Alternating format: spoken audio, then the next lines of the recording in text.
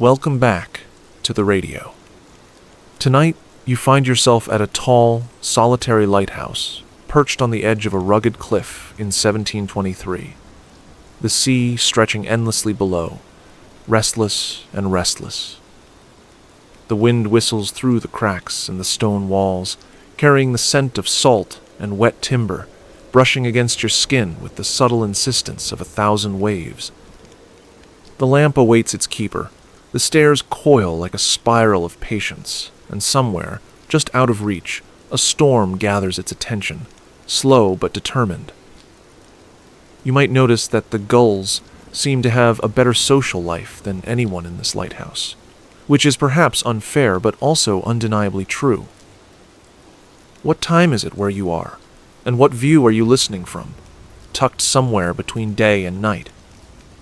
Let me know in the comments, and if this kind of quiet company appeals to you, consider subscribing to Quilloren Radio. Without further ado, let's begin. You step onto the uneven cobblestones that form the lighthouse's small courtyard, the salt, tang in the air sharp against your senses. The wind greets you immediately, tugging at your cloak and lifting stray tufts of hair into your eyes. Each footfall on the stones sends a small tremor through your soles, a reminder that the ground beneath you is as patient as it is indifferent. The main door, heavy and swollen from the damp, creaks in protest as you push it open, announcing your arrival with the soft, musical groan of wood resisting old hinges. Inside, the air smells of brine and smoke, a combination that has become strangely comforting over the years. You notice a small smear of soot along the windowsill, left by the last lighting of the lamp, and you think, not for the first time, that perhaps lighthouses are just houses with better drama. The spiral staircase winds upward, its wooden steps worn smooth by decades of careful ascents and descents. Each turn brings a subtle shift in temperature, a cooler draft from the cracks in the stone mingling with the warmth of the hearth below. You trace the railing with your hand, noting the faint splinter where someone, maybe you, maybe a predecessor, had absent-mindedly scraped it long ago. The lamp room waits at the top, small and cylindrical, the glass panels fogged with salt and weather. You can already hear the distant roar of the waves crashing against the cliffs, a slow, rhythmic percussion that fills the space without urgency. As you climb, your eyes drift to the small window halfway up the tower. The storm has begun its quiet approach, a low murmur against the cliffs, and the first drops of rain splatter against the glass. You notice, with a faintly absurd sense of amusement, that the storm seems polite enough not to slam the window shut immediately, as if it, too, respects the decorum of lighthouse life. The wind catches a loose piece of rope dangling from a pulley outside, spinning it lazily in a tiny cyclone, and you pause to watch it for a moment. It seems to be enjoying itself more than anyone should in this weather. Reaching the top, you step onto the narrow balcony encircling the lantern room. The ocean stretches in all directions, an expanse of dark water mottled with whitecaps, the horizon a gray smear where the sky and sea exchange glances. The wind presses against your body with insistence, but it is the kind of force you are accustomed to, like a long-term roommate who complains but never moves out. You grip the railing, feeling the cold metal through your gloves, and the spray from the waves sends a fine mist across your face. There is a rhythm here, one that matches the pulse of your own chest, a cadence that has become familiar through countless nights of quiet vigilance. Inside the lantern room, the oil lamp waits. Its brass casing gleams dimly, reflecting the gray light from the storm-laden sky. You reach for the wick, your fingers brushing against the smooth metal and the faint residue of previous burnings. The scent of oil rises immediately, thick and grounding, mingling with the ever-present brine. You adjust the lamp carefully, mindful of the balance between too much fuel and too little, a task that has taught you patience beyond words. Outside, the storm whispers promises of chaos, but inside, there is the tactile certainty of duty. The lamp will light, the tower will stand, and the waves will continue to speak in their endless voice. As you take a step back, observing the room, you notice the small details that always escape casual attention. The tiny chip in the stone floor near the door, the faint scratches on the brass railing, the way the glass panes refract the gray light into fractured patterns on the walls. Each imperfection carries its own quiet story, a history of storms survived and nights endured. You think, not without dry amusement, that if these walls could talk, they would probably complain about the same things as the gulls, the long hours, the incessant wind, the lack of interesting company. Turning your attention back to the sea, you notice the first hints of lightning flicker in the clouds.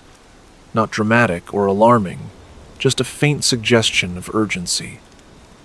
The waves grow taller, their white crests catching the limited light and gleaming like silver threads against the dark water. The wind shifts slightly, bringing with it the scent of wet stone and distant rain. You inhale slowly, letting the familiar mix of salt, oil, and cold air fill your lungs, grounding you in this precise moment. The lighthouse, the storm, and your place within it form a quiet ecosystem, one of enduring attention and small, deliberate movements. A gull circles lazily above the cliffs, wings angled as if perfectly calibrated for the gusts. You watch it, noting how effortlessly it navigates the same wind that presses stubbornly against your coat. There is a faint absurdity in the contrast. You climb stairs, adjust lamps, and brace against cold spray, while it performs what seems like artful laziness with every beat of its wings. The comparison brings a small, unspoken smile, the kind that lingers quietly behind the eyes rather than pressing for attention. You move to the lamp once more, checking the fuel level, testing the wick, and ensuring that everything is prepared for the night ahead. Each action is methodical, precise, and deliberate. The storm continues its approach, a low, rolling presence that seems almost to breathe along with you. Inside the lantern room, warmth from your work mingles with the chill from outside, creating a layered sense of comfort that is both physical and emotional. It is here, in this balance between care and chaos, that you realize the lighthouse is not merely a structure, but a steadying force, and you, its patient guardian. As the sun dips lower behind the storm clouds, casting the world in muted grays, you pause at the window once more. The ocean is a moving mosaic of shadow and light, each wave a quiet note in a long, unending symphony. You adjust your gloves, feeling the worn leather and the rough stitching, and note how small these details seem when measured against the vast, restless sea. The lighthouse stands firm, the lamp waits, and somewhere within this old stone tower, you find the exact kind of quiet attention that makes the hours pass without insistence. You settle into a rhythm, checking the lamp, watching the sea, and feeling the steady pulse of wind and water.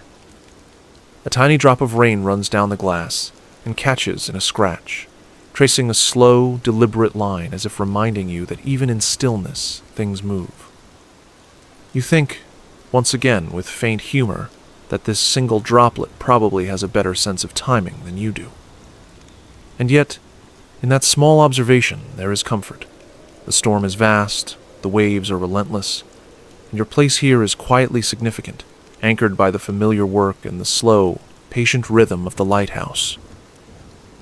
A gust of wind presses against the tower, carrying with it the faint, earthy scent of wet stone and seaweed, and something within you stirs, a memory, delicate and persistent, like a loose thread caught on the edge of your mind.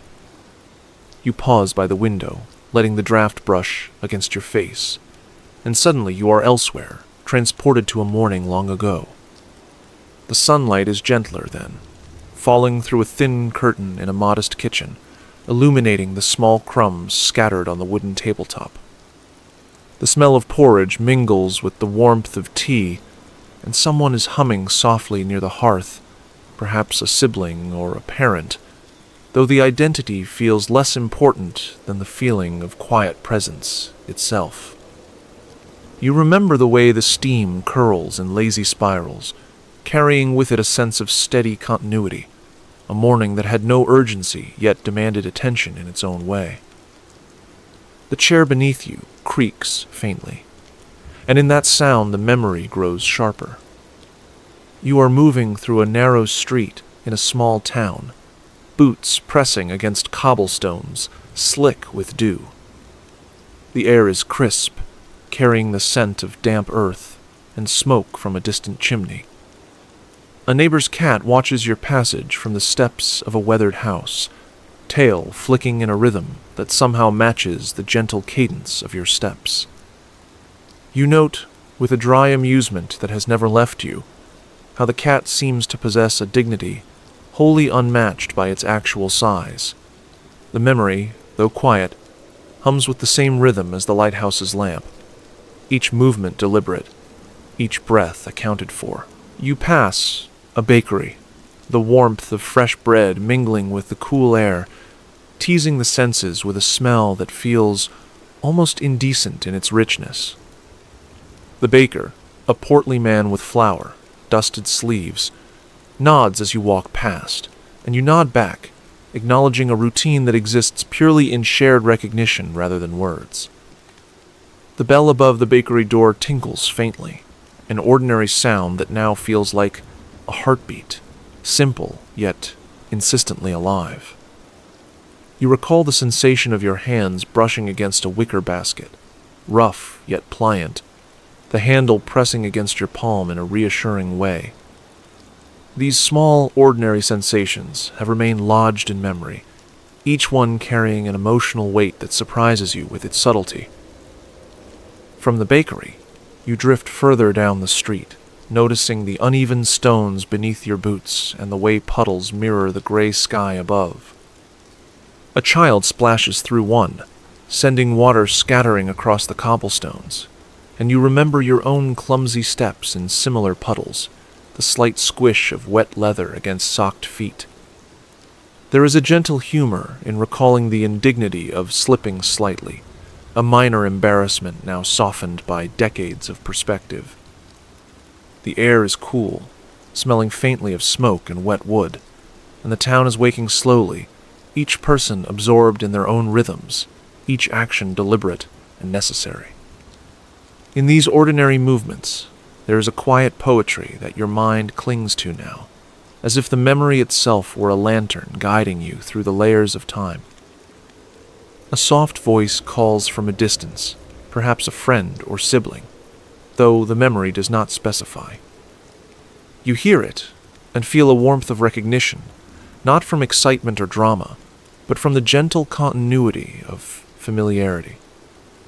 You remember the texture of their coat as you brushed past, wool rough against your fingers, and the faint scent of earth and soap that lingered afterward.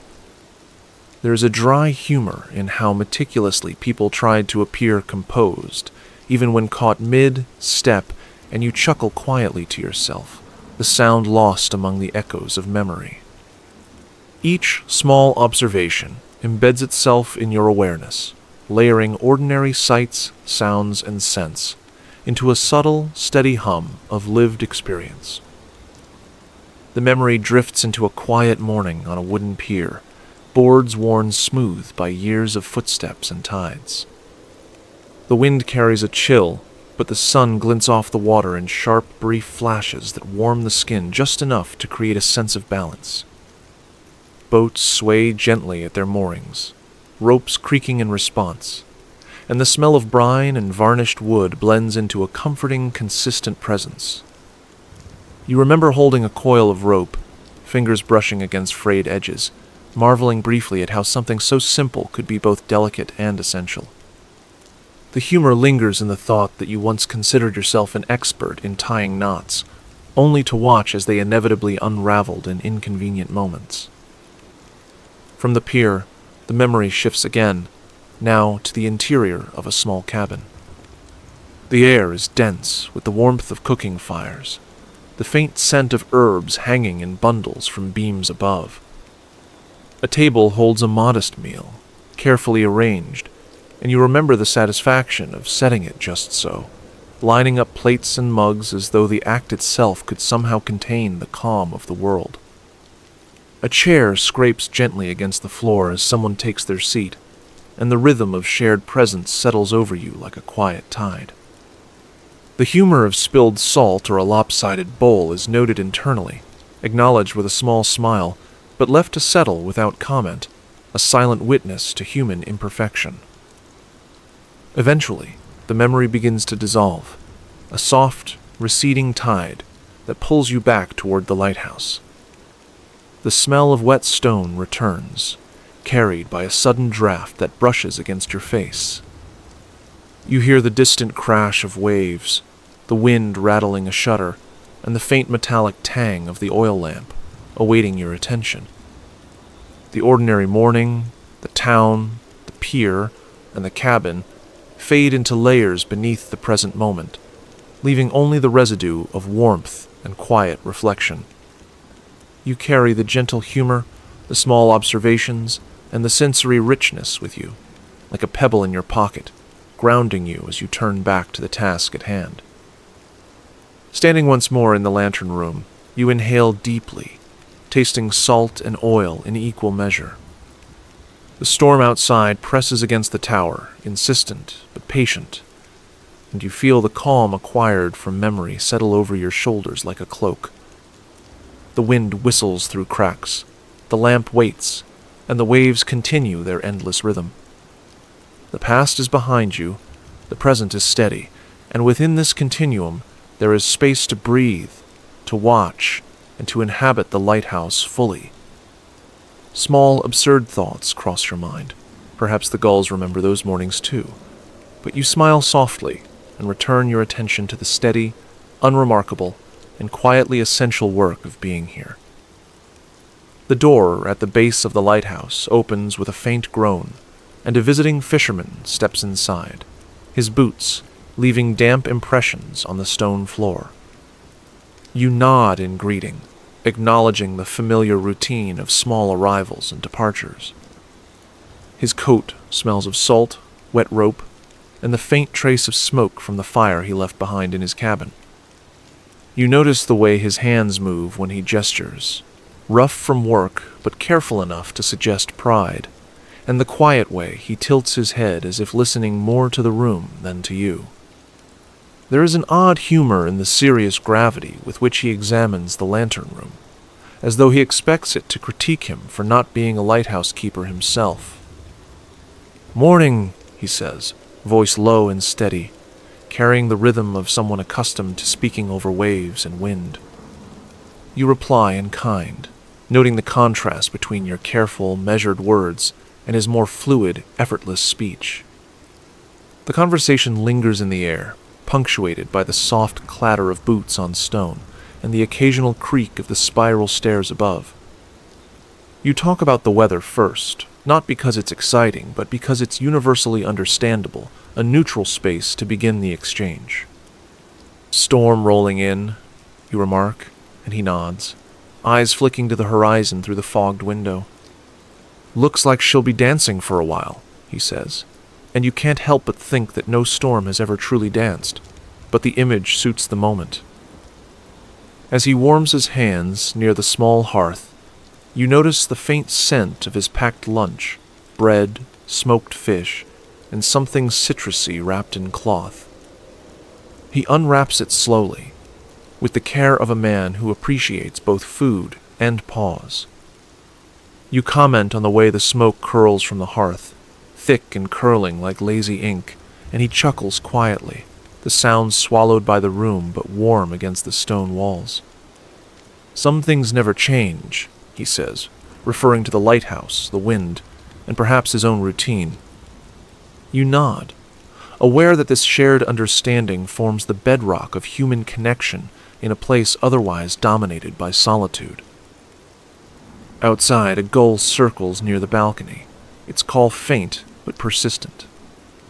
You and the fisherman both glance upward, and he says, dryly, "That one looks like it's planning a heist."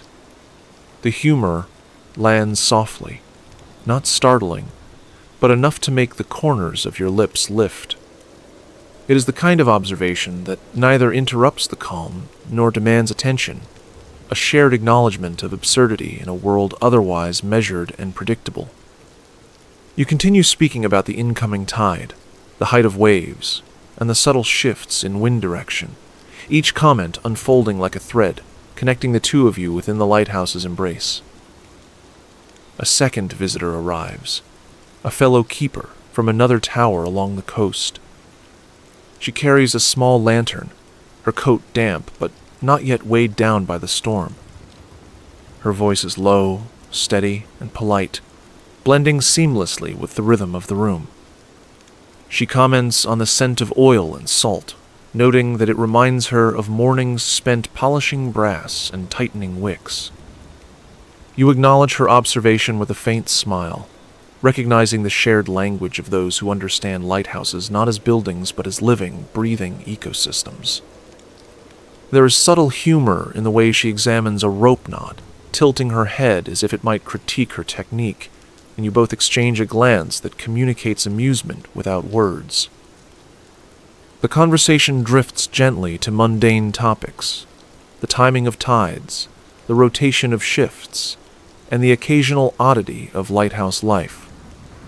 You note how the lamp refracts the gray light from the storm outside, casting fractured patterns on the walls, and she remarks that it looks like a miniature constellation trapped in glass. The humor is dry but effective, grounding the moment in observation rather than exuberance. The fisherman joins in, pointing out a particularly stubborn drip from the ceiling where the stone meets the frame, suggesting it has been there longer than any of you. You nod in agreement, noting that sometimes the world's small failures are the most reliably amusing. As the wind rises outside, rattling shutters and pressing against the stone walls, the three of you fall into a comfortable rhythm of shared observation and quiet commentary. The conversation is never hurried. Each word lingers in the air like smoke or salt spray, allowing the mind to wander gently alongside it. You comment on the way the rain hits the balcony, tiny droplets scattering and catching light in patterns that seem almost deliberate. The humor appears again, in noting that the droplets have better aim than most sailors you have known, and laughter follows softly, unneeded but welcome. The smell of the sea penetrates through the cracks, mingling with the warmth of the hearth and the faint metallic tang of the lamp. Each visitor contributes a small observation, a broken step in the spiral staircase, a loose shutter outside, or a subtle shift in wind direction that promises changes in the night's weather. You notice, with quiet amusement, that despite the storm's approach, everyone here is concerned with the minutiae rather than the grand spectacle of nature's fury. It feels oddly reassuring that human attention persists in small, careful increments, even as vast forces loom beyond the walls. You pour a small cup of tea, its steam curling lazily, and pass it to the other keeper.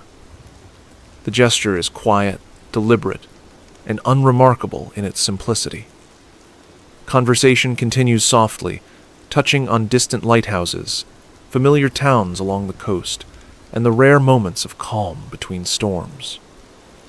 There is humor in recalling a lantern that refused to light on a particularly foggy morning, a mishap that now seems absurdly trivial, yet endlessly memorable. The sound of rain, the creak of boards, and the distant crash of waves combine to form a gentle soundtrack, framing each exchange like a slow, moving scene in a play with no audience. A small breeze enters the lantern room, lifting the edge of a map pinned near the wall. You note the softness of the paper, worn by repeated reference, and the faint pencil marks tracing past storms and tides. The visitors comment lightly, joking about the map's stubborn tendency to curl despite your best efforts. Dry humor lingers here, a quiet acknowledgement that even in routine, the world retains its peculiarities. The storm outside seems to respect the calm inside, pressing against walls but never intruding on the gentle cadence of conversation. By mid-afternoon, the three of you have shared small stories, observations, and laughter that is more knowing than uproarious. The conversation slows naturally, pausing as attention drifts to the windows and the gray, rolling sea beyond. You notice the subtle changes in light, the way the rain paints streaks across the glass, and the way shadows shift along the walls. Each person contributes to the quiet sense of place, creating a tapestry of gentle presence woven from words, smells, and sounds. Humor appears softly and spontaneously, never forced, always observed rather than declared. As evening approaches, the visitors prepare to leave, securing their coats and gathering small belongings. You exchange nods, the kind that carry both acknowledgement and gratitude for shared time. The stone floor absorbs the rhythm of departing footsteps, leaving only echoes of conversation and the lingering scent of tea and smoke.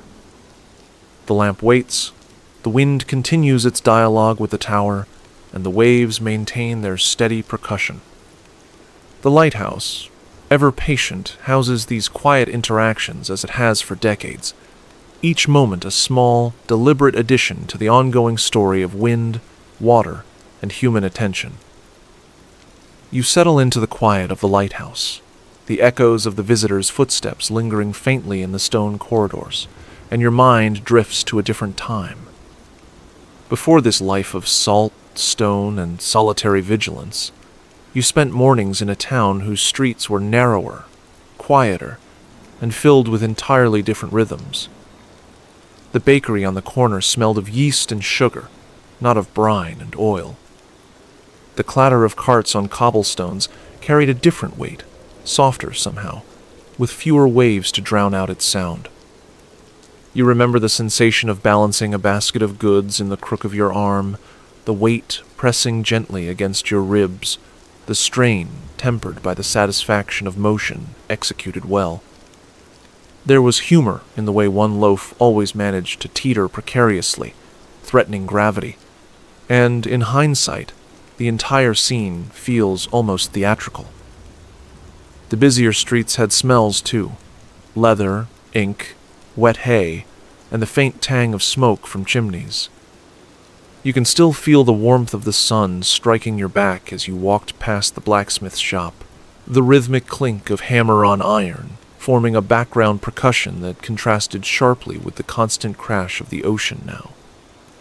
You had your place in this world, modest and unremarkable, but it mattered. The sense of purpose, though quieter than the lighthouse's nightly responsibilities, was steady and grounding. You smile faintly at the memory of fumbling with your first set of keys to the workshop, the metal cold and unyielding in your palm, mocking your inexperience. The dry humor of those moments feels softened now, softened by time and distance. Your old workbench comes into focus, the surface scarred from years of careful crafting, each notch and scratch a subtle record of effort and attention. You recall arranging tools meticulously, only to find, repeatedly, that they shifted ever so slightly when you weren't looking. There was a charm in that small imperfection, an acknowledgement that life rarely aligns perfectly with intentions. You remember laughing quietly at the absurdity, imagining the tools conspiring in some secret council while you were distracted. The air carried scents of sawdust, varnish, and occasionally the faint tang of spilled ink, sensory details that anchor the memory firmly in place without drama, simply present. Some days were quieter than others. You recall the mornings when fog hugged the town, softening the edges of buildings and muffling sound. You walked slowly along narrow lanes, the damp air pressing lightly against your face, and noticed the small details, the curve of a roof, a loose shutter creaking in the wind, a dog asleep on a doorstep. Humor appeared, uninvited but welcome, in the way a flock of pigeons would scatter at your approach, only to return moments later, perhaps to judge your stride. Each detail lingered, a thread weaving ordinary experience into an emotional fabric that is now recognized as formative. There were interactions with neighbors, faint but meaningful. A nod across the street, a quiet greeting at the market, the soft exchange of pleasantries that never demanded more than polite attention, but nonetheless sustained a sense of connection. You remember standing at the edge of a canal, watching a small boat drift past, its oars slicing through the morning mist, and feeling a gentle curiosity at the world's persistent motion. Humor could be found here too, in the way someone leaned too far over to catch a dropped line, or in the precise misalignment of a fisherman's hat. These details, trivial in their moment, gain weight over time as markers of lived experience. Occasionally, the town demanded more attention than you wished to give, and yet those interruptions were part of the pattern. You recall delivering letters, fetching small parcels, and carrying messages between people who rarely spoke otherwise. The repetition of these small errands had a rhythm not unlike the lighthouse itself, if quieter, more muted. The humor was quieter, too, perhaps in dropping a bundle and watching the careful pile collapse into disarray, or in the sudden, incongruous barking of a dog that seemed to comment on your clumsiness. These moments were ordinary, yet rich in texture, each one layering onto your understanding of life's gentle, persistent motion. Some memories involve evenings, walking home along lantern-lit streets as the town settled into quiet. You recall the faint glimmer of lamps reflected in puddles, the soft hiss of rain beginning its nightly ritual, and the smell of damp earth rising from gardens and courtyards. The sensory details anchor these recollections in a world that feels distant but not lost. Humor enters, subtly, the way a cat leaps onto a fence and knocks over a small pot, or the way a neighbor mutters complaints at the persistence of moths, small battles conducted without ceremony. These observations are neither dramatic nor pressing, merely present. Evenings sometimes carried sound, the clink of dishes, the distant murmur of conversation, the occasional laugh rising from an open window. You remember standing at a corner, listening to a street musician pluck strings lazily, not perfectly, but in a way that felt entirely right in the moment. There was comfort in imperfection, a recognition that the world did not demand flawless execution to maintain its quiet charm. The humor lingered softly as well, a dry acknowledgement of human quirks, the musician tripping over a chord or missing a note, but nothing to disrupt the serenity of the memory. You recall moments of solitude, too, when the house was empty and the streets deserted. The creak of floorboards underfoot, the smell of dust mixed with candle wax, the faint, persistent hum of distant water, all of it became a quiet companion. You practiced patience in small ways, polishing tools, mending garments, or simply watching the light shift through a window. There was humor in minor frustrations, like a stubborn lock refusing to turn or a kettle that hissed at exactly the wrong moment, but it existed gently, a soft amusement rather than irritation. These experiences shaped a sense of presence and attentiveness, laying groundwork for the steadiness required in your current life. And then, slowly, these memories dissolve into the present. You feel the wind press against the lighthouse again, the scent of salt and wet stone returning. The hum of the lamp waits softly, a companion in the quiet. The distant crash of waves mirrors the faint echo of past streets, past work, past moments of solitary attention, and the humor you carried with you in minor observations persists, unobtrusive and calming. You are reminded that this life, though very different in form and environment, is a continuation of careful observation, gentle presence, and subtle delight in ordinary absurdities. You turn your attention to the small wooden stool tucked beside the lantern, its surface worn smooth from countless nights of use. The grain of the wood carries faint grooves, each one a silent witness to the hours spent lighting, polishing, or simply sitting and watching. You run your hand along the edge, noting the faint indentation from where your palm often rested. There is a humor in how seriously you have treated this humble object over the years, as if it might judge you for an inattentive hand or a too hasty brush of oil. And yet it holds a quiet significance, anchoring you in the physicality of this space, tethering memory and presence with subtle insistence. The stool reminds you of mornings spent preparing the lamp, tracing its familiar curves and adjusting your position for the perfect angle to light the wick. The scent of the oil rises in tandem with the memory, thick and comforting, carrying with it the faint tang of iron from the lantern casing. You remember the way the light refracts through the glass, painting fractured patterns along the stone walls, like a quiet constellation captured for your eyes alone. Humor creeps in as you recall, once nearly tipping over while leaning too far to adjust the wick, cursing softly at yourself and the stubborn perfectionism of a simple tool. The stool bore witness then, steady and patient, just as it does now. Outside, the wind rattles the shutters, carrying with it the ever-present scent of sea spray and wet stone. The stool seems to anchor the room against the storm, a small, deliberate reminder that some things persist through all the chaos. You sit carefully, feeling the contours press against your thighs, and allow your attention to rest fully on the rhythm of the waves and the sway of the lamp's light. The space around you is layered, the rough stone beneath your feet, the warm brass of the lantern, the soft curve of the stool, and the distant, steady roll of the ocean. Each element contributes to the emotional center of the moment, creating a calm focus in which everything extraneous falls away. A tiny scratch along the stool's edge catches your eye.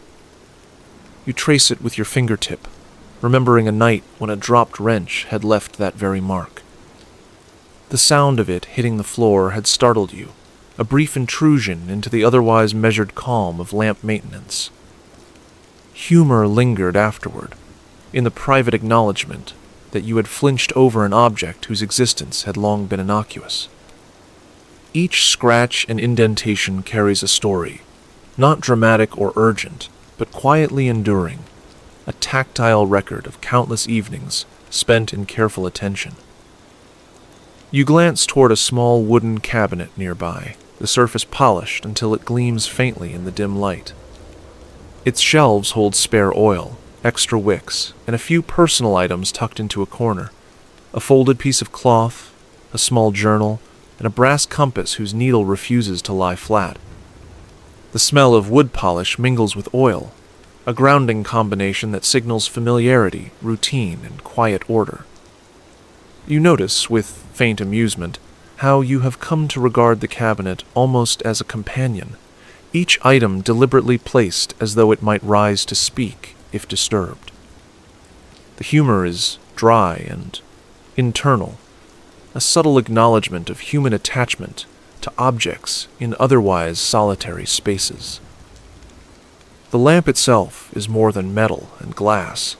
It is a microcosm of responsibility and presence. You adjust the wick again, watching the subtle glow spread along the lantern panes. The patterns of fractured light shift with your movement, catching on scratches in the glass and reflecting along the brass, and you allow yourself a quiet satisfaction in the precise alignment of all elements. Outside, the storm presses insistently, but inside, this small space, anchored by the stool and the lamp and the cabinet, maintains a calm of deliberate intention. Humor resides in your internal commentary, the gentle observation that, despite all the chaos, A single bent wick could ruin everything if ignored. Your attention drifts to the small corner where a rolled-up rope rests, coiled meticulously against the wall. The rope is rough under your fingers, fibers softened by repeated handling, and it carries the faint saltiness of the ocean wind. You remember nights spent tightening knots, adjusting lengths for safety, and silently appreciating the stubborn utility of the simple material. There is a subtle humor in recalling how often you argued silently with the rope, chastising it for tangling when it was perfectly capable of doing so, knowing full well that human error was the true culprit. This object, like the stool and the cabinet, becomes an anchor, a tangible center around which your world revolves during the storm. Sitting on the stool, you trace your gaze across the lantern room, noting the arrangement of objects and the patterns of light they cast. Each piece contributes to a sense of order and calm. The lamp, the cabinet, the stool, the rope, the occasional note tucked into a corner. The wind rattles and the waves crash, but within this space, a quiet balance persists. You think of how many nights have been spent in this posture, hands busy with small tasks, mind attentive to both object and environment, and you feel a sense of steady contentment.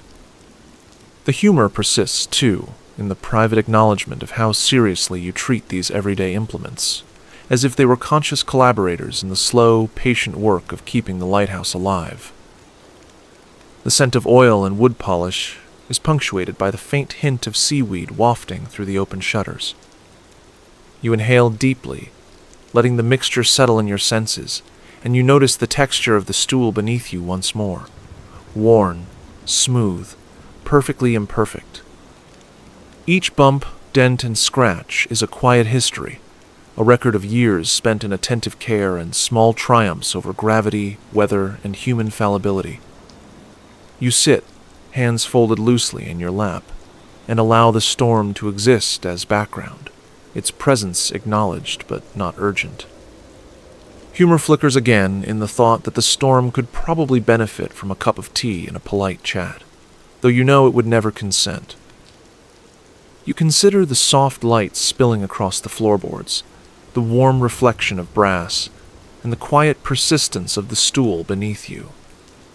The storm outside is a distant percussion, insistent but ultimately secondary to the steady rhythm within. This small space, grounded in objects that carry both memory and utility, becomes your emotional anchor. You notice, with faint amusement, that the objects themselves seem almost aware of their role, performing their quiet duties with unwavering consistency. You rest your hands on the stool once more, tracing its familiar curves, and let the gentle hum of wind, waves, and light settle into your body. The lighthouse, the objects, and your presence form a circle of calm, a space where time slows and observation alone is enough. If you're finding comfort in these quiet moments, consider subscribing to Quilloren Radio so these stories can continue to accompany you night after night. Each whisper of wind, each flicker of light, and each gentle observation is meant for you to linger with, quietly, at your own pace, and we'd love to share many more of them together. You sit on the worn stool again, the familiar grooves pressing gently into your thighs, and allow your mind to wander through the corridors of possibility. Not the urgent, dramatic kind of longing, but quiet, reflective curiosities about paths not taken. You think about the small, unpursued aspirations tucked away behind your daily routines, the skill you never quite mastered, the town you never visited, the quiet wish you carried but set aside without fanfare. There is a softness in acknowledging these thoughts, a gentle recognition that life continues with or without the realization of these small ambitions. Dry humor lingers faintly, as if mocking the seriousness with which you once considered minor goals. You remember the brief fantasy of learning to carve wood into intricate shapes, the kind of meticulous work that requires patience and care, neither of which were abundant in the rush of earlier mornings. You can feel the imagined smoothness of the shavings, the faint scent of pine and varnish, the subtle resistance of the blade against grain. And yet, in reality, you never pursued it seriously, leaving behind only an occasional flicker of curiosity. Humor emerges in imagining your first attempt, splinters, uneven cuts, and an expression of mild self-recrimination.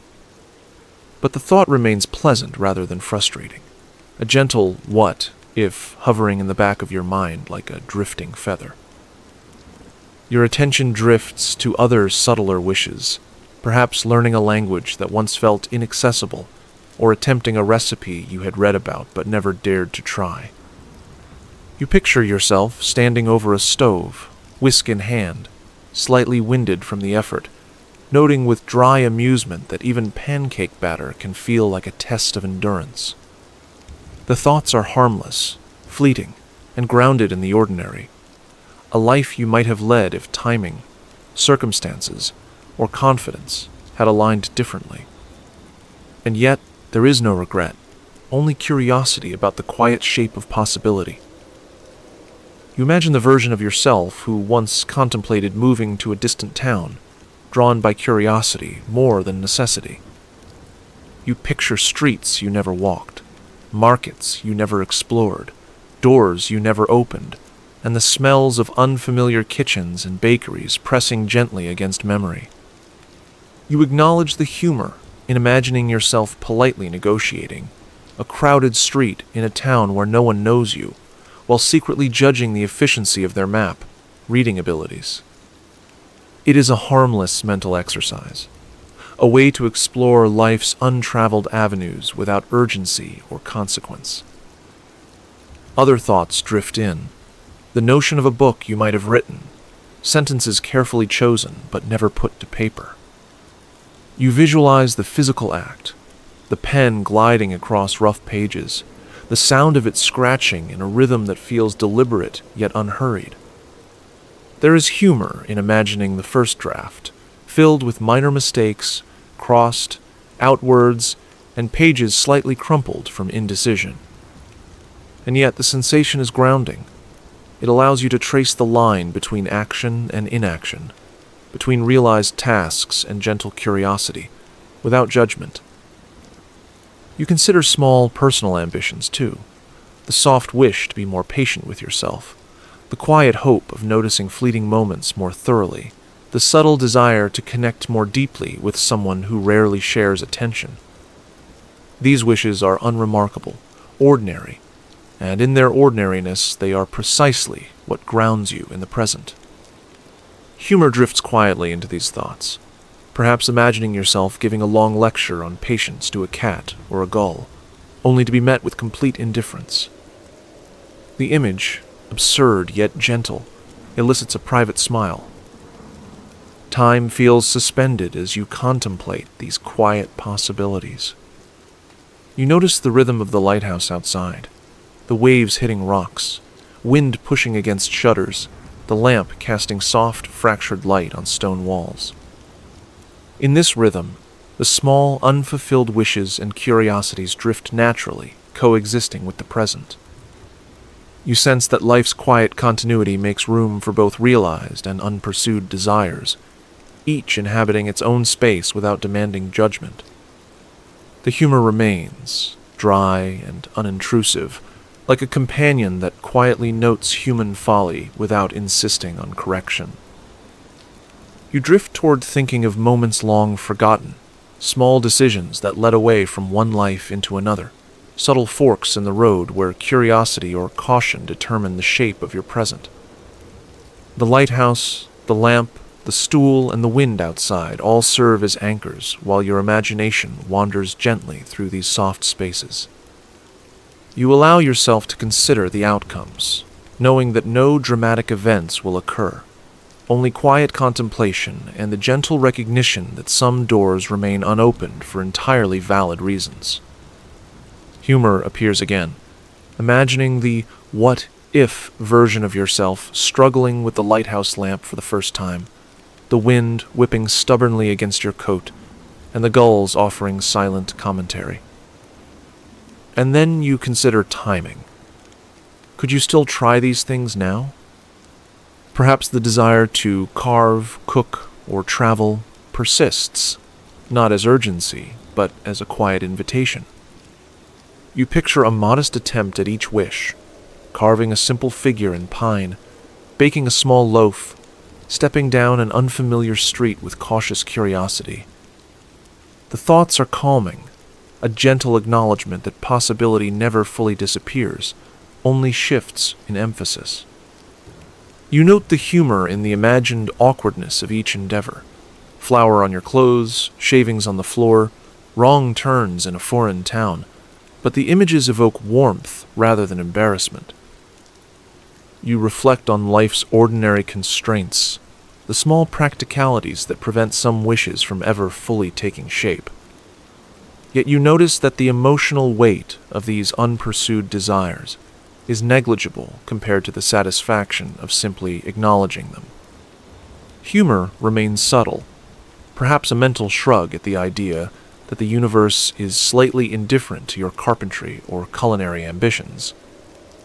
Still, the soft, gentle questions hover. Could I still try? Would it feel right now?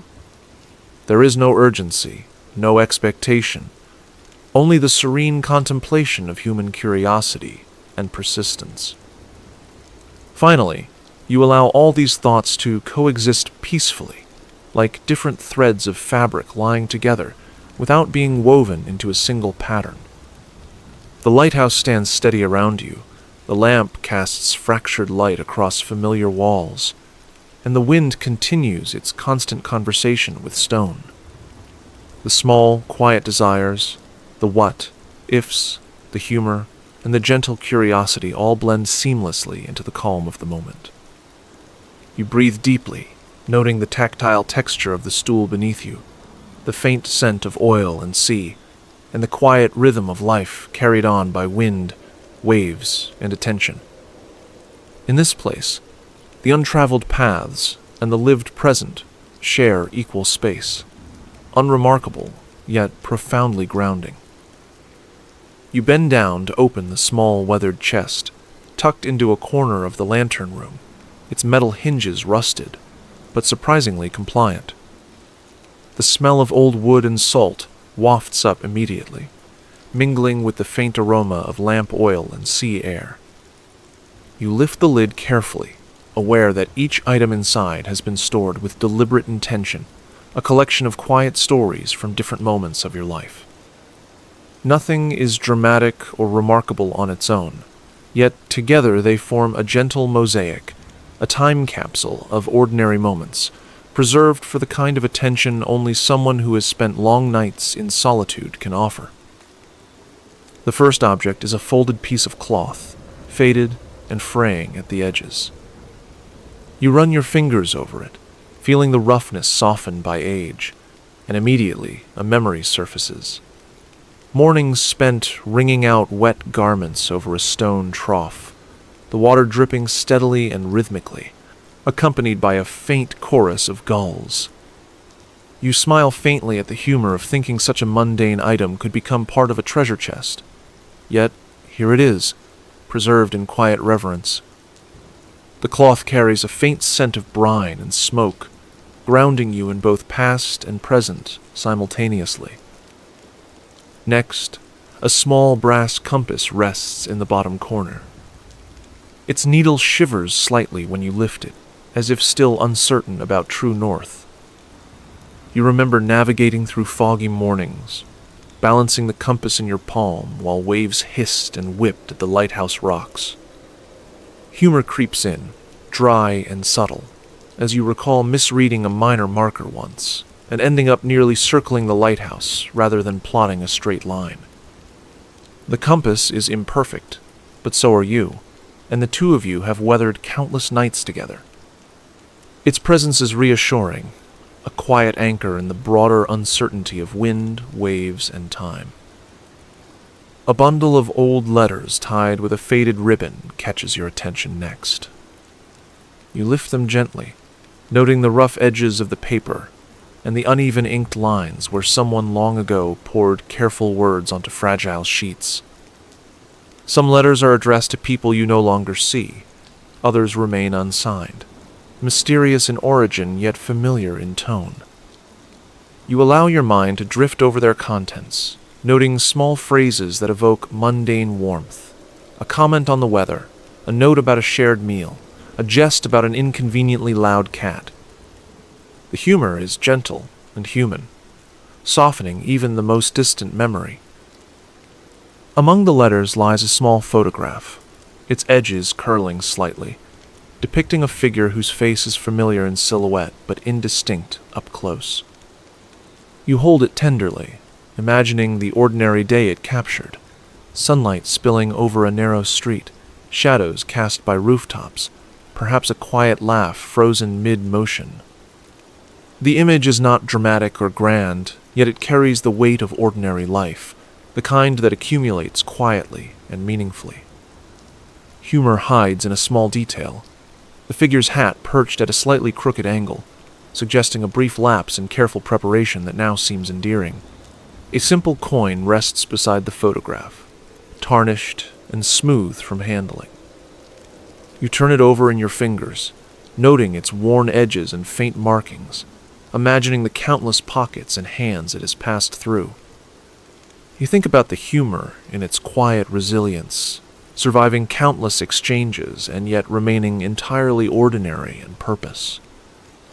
It does not hold wealth or dramatic value, only the gentle reminder of small transactions, minor decisions, and fleeting moments that nonetheless accumulate into something quietly significant over time.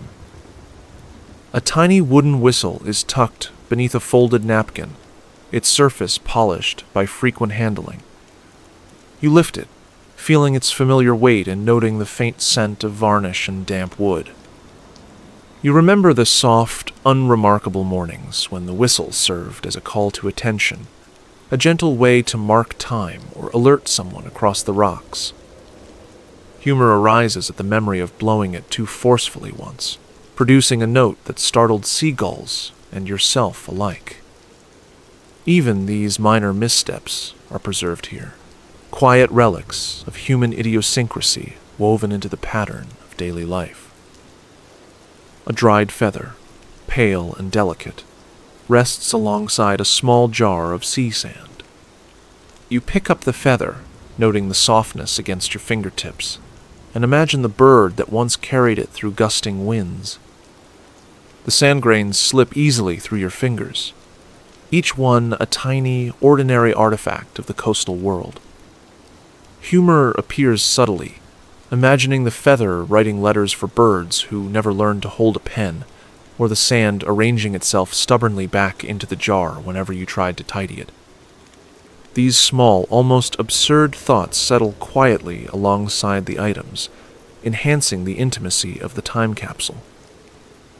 You notice a tiny tin, its lid slightly warped, containing a collection of buttons of varying sizes and shapes.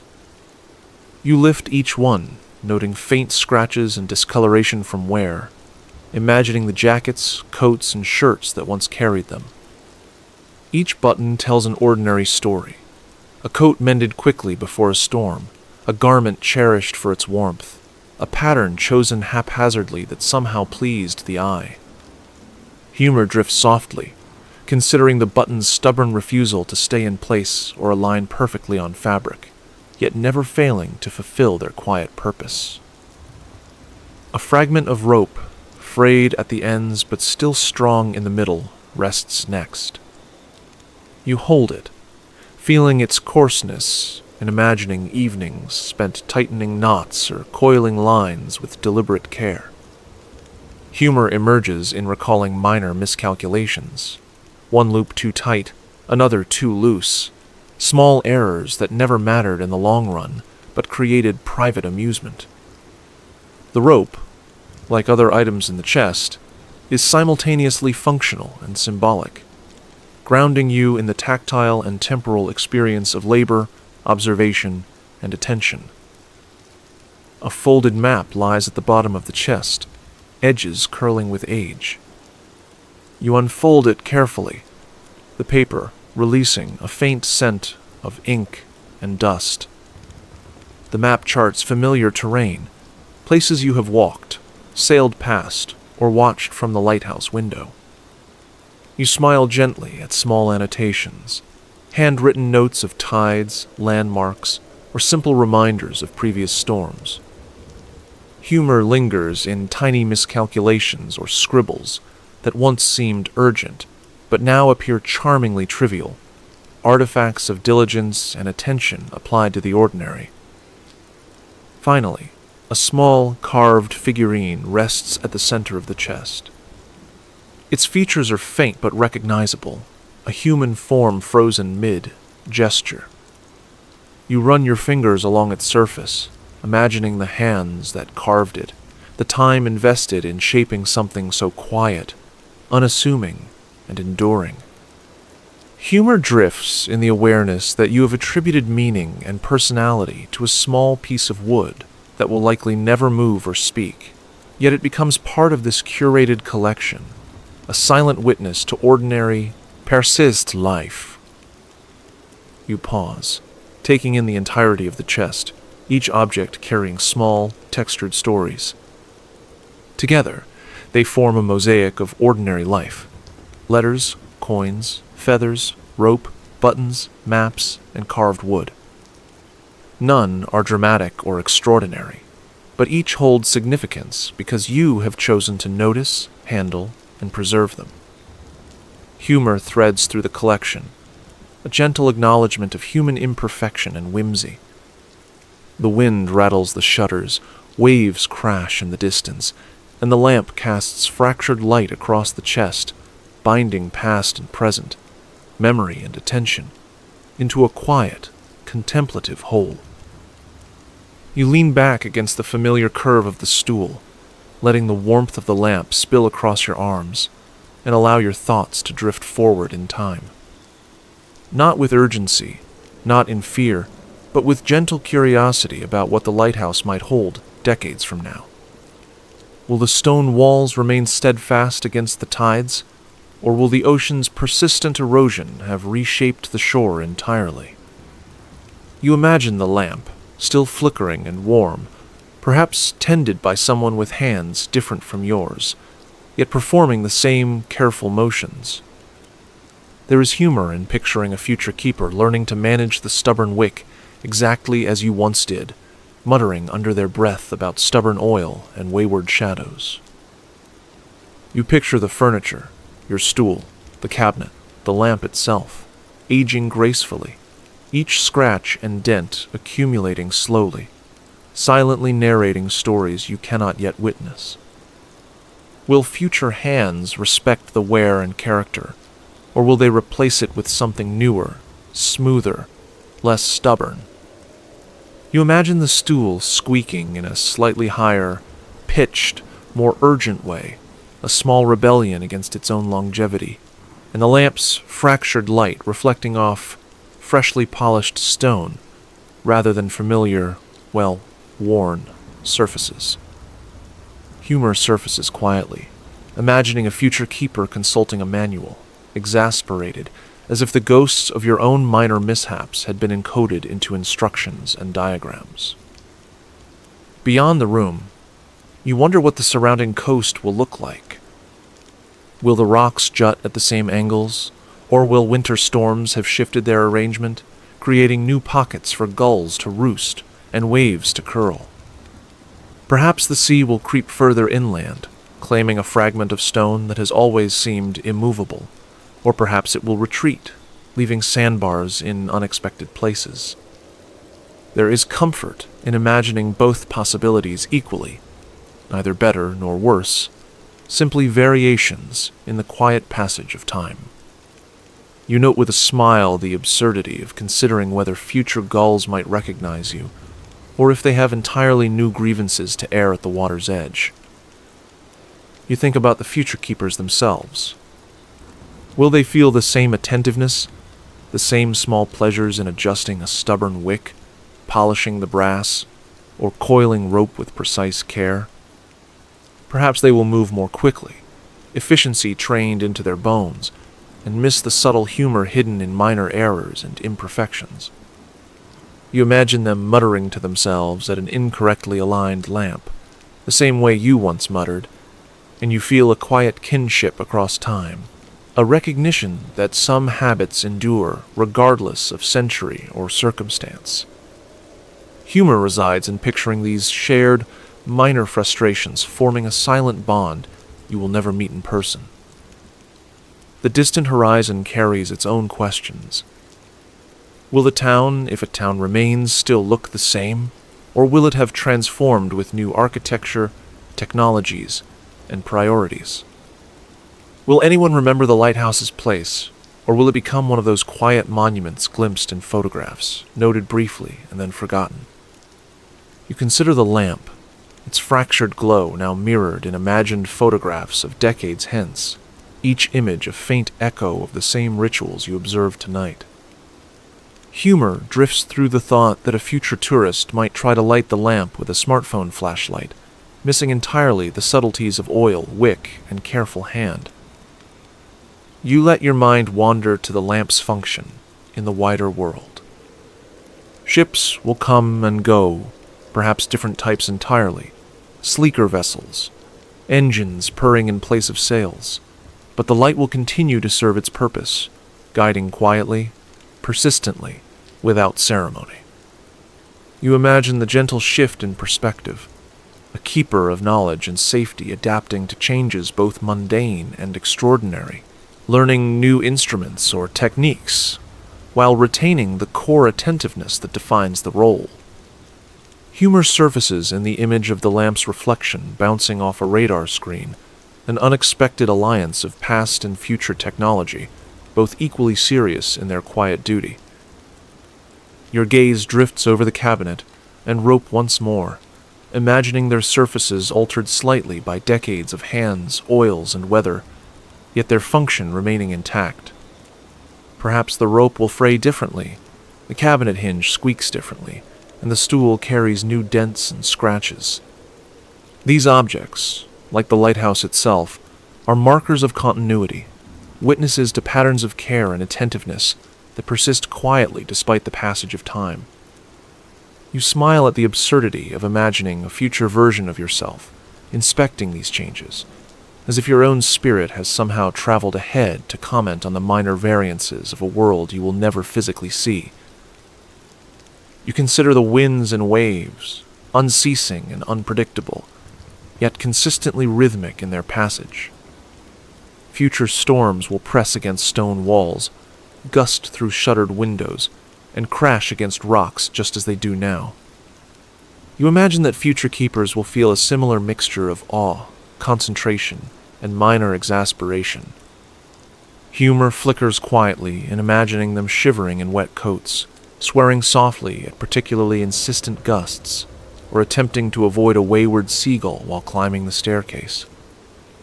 These mundane moments, repeated across decades, form an invisible continuity, a chain of attentiveness, quiet humor, and gentle observation that transcends any single moment. You imagine distant conversations carried across time, not with other people, but through memory and ritual. Will someone notice the same small fractures in the lamp, the same scratches in the cabinet, the same slight wobble in the stool? Perhaps, perhaps not. And the uncertainty carries no anxiety, only curiosity. Humor lingers again in picturing these future keepers whispering to the objects, as if your silent observations and jokes have somehow persisted in the wood and metal, waiting for someone to decode them. The light continues to dance on stone, the wind presses against shutters, and the ocean rolls on unchanged in its rhythm, indifferent yet familiar. You allow your mind to stretch even further, imagining decades in which the lighthouse becomes more of a symbol than a functional necessity, yet the core routines remain intact for those who inhabit it. Will a successor follow your patterns exactly? or innovate in ways that feel entirely foreign. You imagine the humor in the small frustrations that persist, a lamp wick that refuses to cooperate, a rope that tangles exactly when you least expect it, a window that won't close no matter how many times it has been adjusted. These small, timeless challenges create continuity, a bridge between past, present, and future. Finally, your thoughts drift to the broader notion of legacy. Will anyone remember the precise way you polished brass or adjusted wicks? Or will these routines dissolve quietly into the background? Perhaps someone will find traces of your presence in the scratches on the stool, the folds of letters, or the faint humor carried in minor mishaps.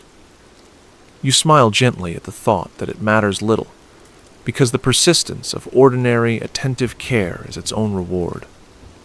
Humor and attentiveness, like the lighthouse itself, endure quietly, bridging decades and leaving soft imprints that may or may not be noticed, yet exist fully in the moment. You lean back into the familiar curve of the stool, letting your hands rest loosely in your lap as the lamp casts its soft, fractured glow across the room. In the quiet, your thoughts begin to wander, not towards serious plans or ambitions, but towards small, passing fantasies that carry no urgency or expectation. Perhaps a gull will suddenly speak in a language only you can understand, offering instructions on a shortcut across the rocks. The notion is absurd, yet it elicits a private smile, a gentle amusement that travels along with the rhythmic crash of waves outside. You imagine, briefly, that the rope coiled neatly in the corner might twitch on its own, curling and uncurling as if testing your attention, daring you to interact in playful secrecy. There is no tension in this idea, only curiosity, and you watch it unfold in your mind's eye with a sense of calm wonder.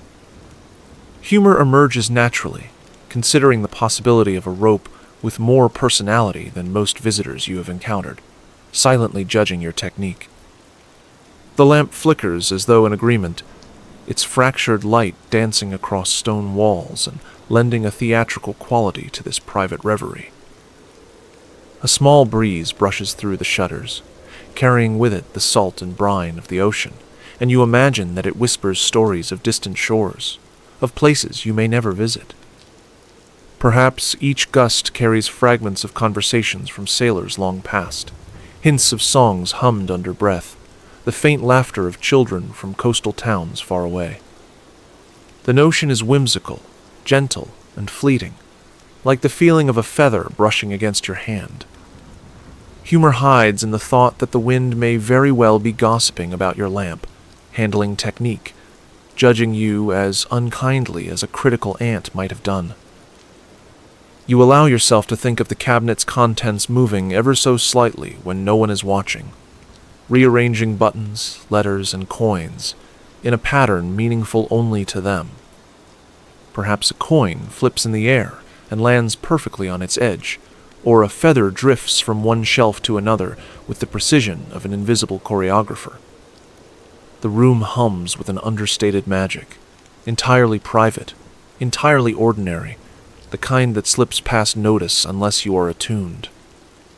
Humor drifts lightly, imagining the cabinet as a secret orchestrator of small, amusing interventions in your routines. The stool beneath you becomes part of the play, wobbling ever so subtly, testing the stability of your attention without threatening your balance. Perhaps it is asserting its presence, reminding you that even inanimate objects possess quirks, idiosyncrasies, and tiny, private amusements.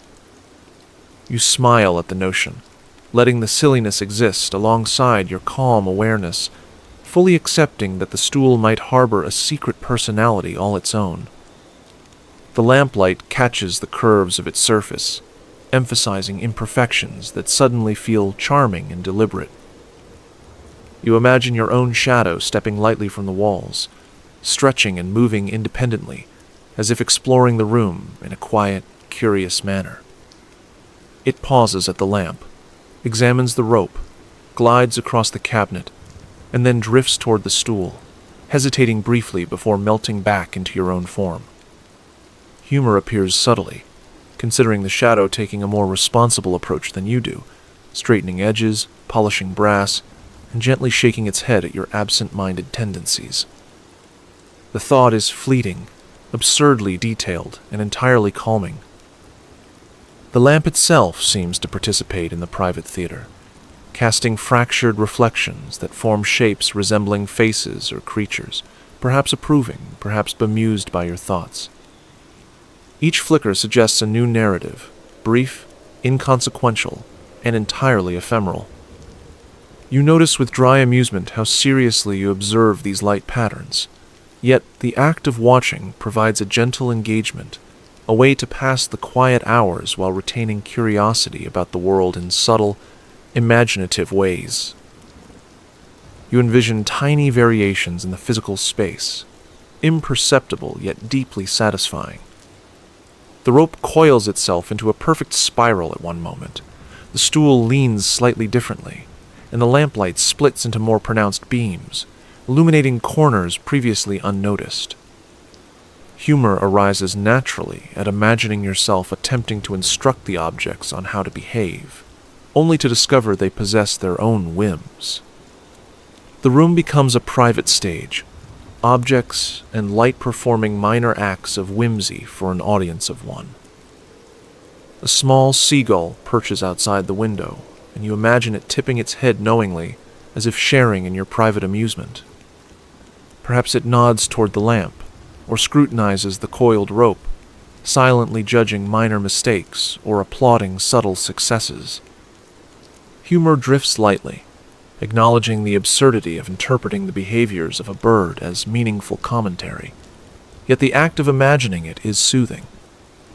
You feel a gentle kinship with the natural world, sharing small, private jokes with creatures entirely indifferent to human concerns. You allow the notion of time to soften. Minutes stretch and bend quietly, but without urgency. The storm outside, the waves, and the wind all exist in their own rhythm, unpressured by your imaginative excursions. Each small fantasy drifts past, like a leaf carried on a slow current, fleeting but complete in itself. Humor, curiosity, and gentle observation blend seamlessly, forming a private, calm universe contained within the lighthouse walls. You picture future nights in which similar fantasies might arise, entirely private and harmless, independent of the lamp, stool, or cabinet. Perhaps someone else, decades from now, will sit in this room, experiencing their own small, whimsical interventions, the objects playing their silent roles, and the wind whispering its playful secrets. Humor emerges in imagining a chain of keepers, each quietly participating in their own private theater, unknowingly aligned by the enduring presence of familiar objects and attentive observation. Finally, you allow these fantasies to dissolve naturally, the room returning to its ordinary state without any sense of loss or urgency. The lamp continues to cast fractured light, the wind hums softly outside, and the objects settle into their familiar arrangements. Humor lingers faintly, the memory of improbable possibilities gently tickling the edges of awareness, but the calm remains. The mind has wandered, imagined, and returned, leaving behind a soft sense of playful serenity, the kind that allows you to continue observing and resting in quiet comfort. The stool beneath you feels familiar in its worn contours, the slight indentations pressing gently against your thighs. Your hands rest lightly on your knees, fingers tracing the subtle grooves in the wood without effort or thought. The lamp's fractured glow spills across the stone walls, its warmth steady yet muted, casting shadows that shift imperceptibly with each flicker of the flame.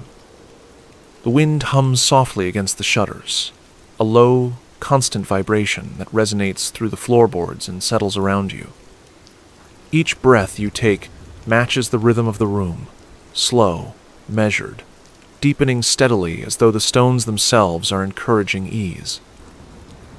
The faint scent of salt and oil blends with the coolness of the stone, grounding you gently in the physicality of the space. You notice the subtle warmth of the lamp's brass fittings against the fingertips of one hand, the smooth curve of the stool beneath you, and the gentle friction of clothing shifting slightly with your movements. There is no rush, no purpose, only the quiet awareness of sensation, the slow accumulation of texture, temperature, and light. Humor drifts faintly at the edges, the dry observation that a lamp has been a more reliable companion than many imagined, yet even that thought softens into nothing. The room is quiet enough that each subtle sound carries significance without intrusion. A shutter rattles, a tiny gust slipping past the frame. The lamp flickers with a soft cough of flame. Distant waves crash, muted through thick stone. You breathe in concert with these movements, letting the body soften into them. The edges of thought blur, each one folding gently into the next until there is no distinct line between sensation, memory, or imagination. The stool, the lamp, the stone, the air, they are all part of the same rhythm, each contributing to the quiet fabric that holds you without pressure. You notice the temperature of the air against your skin, the way it shifts subtly with the ebb and flow of wind outside. Your shoulders drop, as though gravity itself is softer here, your neck relaxed, spine releasing into the familiar curve of the stool. Every detail, the unevenness of stone beneath your feet, the tiny irregularities in the wood of the cabinet, the faint flicker of light across dust, forms a network of comfort and stability. Humor arises faintly in the observation that you have spent so many years attending to minor details, only to realize that the cumulative effect is profound calm rather than function or completion. Your eyes follow the fractured beams of lamplight, observing the shapes they form on the walls, the cabinet, and the stone floor. Each pattern shifts imperceptibly, yet none demand attention. Shadows stretch and retract without urgency, giving rhythm without narrative. You allow yourself to notice the space between things, the gap between lamp and cabinet, the sliver of light under the shutter, the empty corner where no object sits yet still feels present. The mind softens here, matching the gentle absence of tension in the room. Breath deepens further, filling the chest and releasing slowly, allowing the body to sink ever more fully into awareness of this quiet space. There is no story pressing forward, no narrative demanding your attention. Only the soft hum of existence, the air, the stone, the lamp, the stool, the wind, the distant waves. Each element is present without insistence, supporting calm without interference. Humor remains suspended, dry and mild, like a whisper of recognition that you have always found comfort in ordinary things and gentle observations. You notice the subtle warmth of the room, shifting with each exhalation, the way air brushes past your skin and carries away the faint tension held in muscles you no longer need to control. Fingers relax completely, shoulders soften further, and the curve of the stool beneath you molds perfectly to your body without effort. The lamp casts fractured shadows that no longer feel like objects, only quiet presences, companions in stillness rather than tools of light. You breathe with them, in harmony, noticing the friction of cloth against skin, the smooth hardness of wood under hands, the cool hardness of stone below. Time stretches thin and wide, losing its linear quality. Moments do not pass. They exist as layers upon layers of gentle awareness. The mind drifts lightly between the lamp, the stool, the wind, and your own internal rhythm, merging them seamlessly. Humor surfaces faintly, as though acknowledging that the act of noticing so many ordinary things has become its own amusement. Yet even that fades, dissolving into the broader calm. The walls, the air, the objects, and yourself form an inseparable field of presence, quiet, weighty, and soft. The senses fold in upon themselves. Light, warmth, texture, scent, sound, each becomes a gentle pulse rather than a distinct phenomenon. Breath, air, body, stone, wood, each one contributes to the slow, steady thrum of existence, without expectation. The room is no longer composed of separate parts, and your mind is no longer separate from them. You are folded into the space entirely, supported by its continuity, its weight, its softness. Humor and thought have become whispers, fading into ambient calm. You notice the faint hum of the wind outside, the gentle rhythm of waves in the distance, and the ever-present steady pulse of the lamp's fractured glow. The stool, the cabinet, the rope, the objects, the shadows, all exist equally, without hierarchy, without importance, beyond their mere being. You feel the slow alignment of body and mind with this quiet field. No narrative, no reflection, no aspiration remains. Only presence, only texture, only calm, only gentle awareness. Every detail, no matter how small, recedes into unified quiet. The warmth of the lamp, the slight wobble of the stool, the faint movement of air, the gentle rise and fall of breath, each one dissolves into the space around it, creating a continuous, seamless fabric of stillness. The mind softens further, thought slows, attention deepens into gentle awareness, and humor becomes an echo without shape. The room, the objects, the lamp, the wind, the stone, the air, the light, and your body are all contained in a single, quiet field. There is no distinction, no separation, no narrative. Only presence, calm, texture, and soft ambient hum. Breath, warmth, texture, and light continue without interruption. Movement has ceased. Thought has softened. Nothing more is required. Everything is exactly as it should be.